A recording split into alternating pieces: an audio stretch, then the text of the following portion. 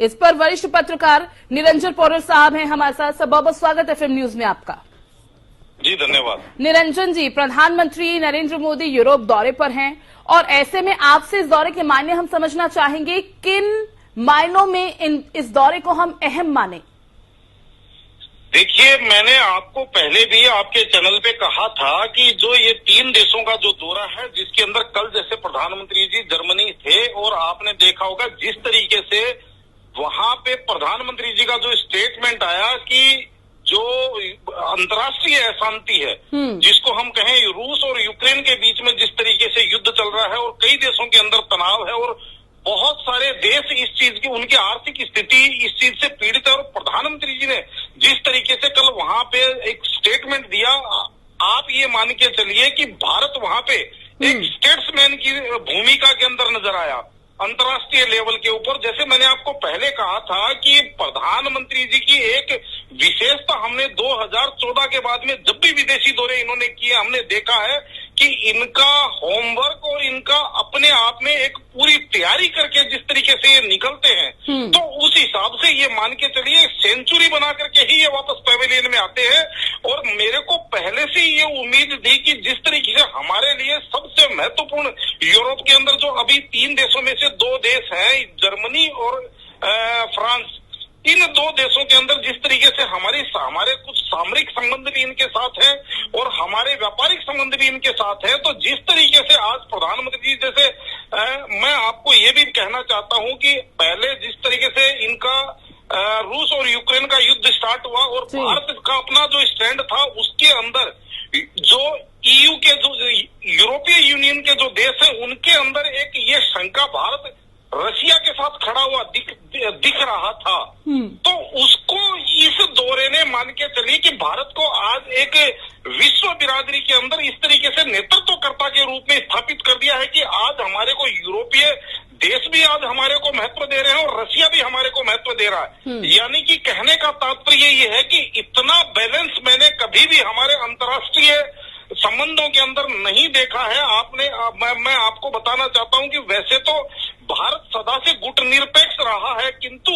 जो इस समय जो पिछले 7-8 साल से जो भारत का अंतर्राष्ट्रीय जो संबंध चल रहे हैं, कि आपने देखा होगा कि हमारे मिडिल ईस्ट के जो देश है उनके साथ, खाड़ी देशों के साथ भी हमारे संबंध है, इजराइल के साथ भी हमारे संबंध अच्छे हैं, हमारे संबंध रशिया के साथ भी अच्छे हैं, हमारे संबंध अमेरिका और यूरोपीय यूनियन के देशों के साथ भी हमारे संबंध अच्छे हैं। तो कहने का तात्पर्य ये है कि जो इतना बैलेंस जो है और जिस तरीके से प्रधानमंत्री जी आत्मीयता के साथ राष्ट्राध्यक्षों से मिलते हैं, तो उससे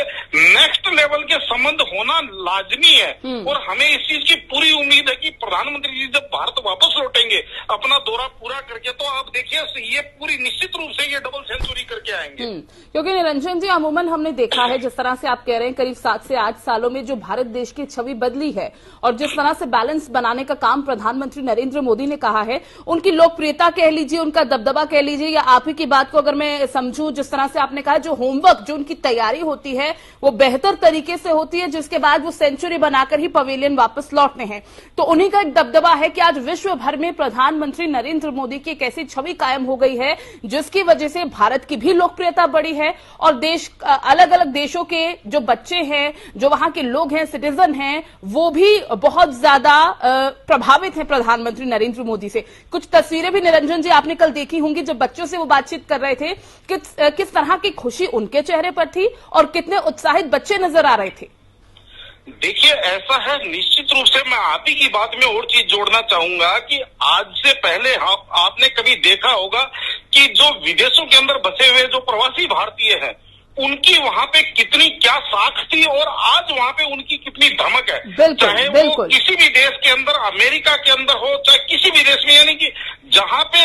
न्यूनतम स्तर पे हमारे लोग रहते हैं, लेकिन उनको जिस तरीके से वहां पे वहां की सरकारें, वहां के लोग जिस तरीके से महत्व देने लग गए, उसका केवल और केवल एक कारण है और वो है प्रधानमंत्री नरेंद्र मोदी जी की नीतियां। ये जब भी विदेश दौरे पे जाते हैं, वहां के प्रवासी भारतीयों से जरूर मिलते हैं और उसको जिस तरीके से ये करते हैं। और अभी आपने जो बात कही, मैं इसके अंदर एक चीज और जोड़ना चाहूंगा। आपने अंतर्राष्ट्रीय लेवल के ऊपर धमक अगर आपने देखनी हो तो रूस और यूक्रेन के जो युद्ध की जो शुरुआती दौर था उसके अंदर आपने देखा होगा कि मेरा सीना आज गर्व से फूल जाता है कि भारत का झंडा लगे हुई बस को अगर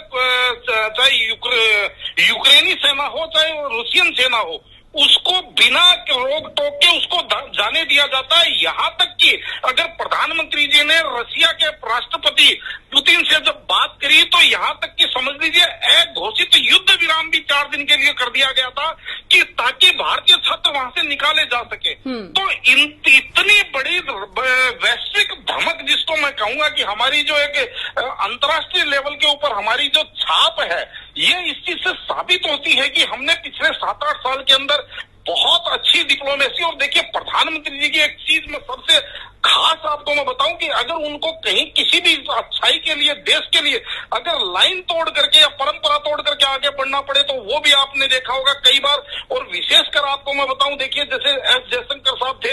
ये विदेशी मामलों के मंत्रालय के अंदर ब्यूरोक्रेट थे लेकिन इन्होंने जब देखा कि इनके अंदर वो एक योग्यता है इनके अंदर वो एक क्षमता है तो इन्होंने उनको वहां से निकाल करके और सीधा अपने मंत्रिमंडल में ले लिया। तो इतना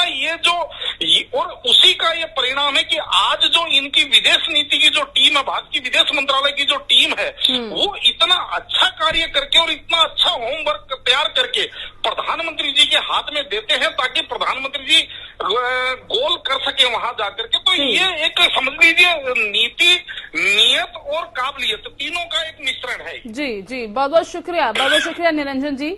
जी धन्यवाद। अपना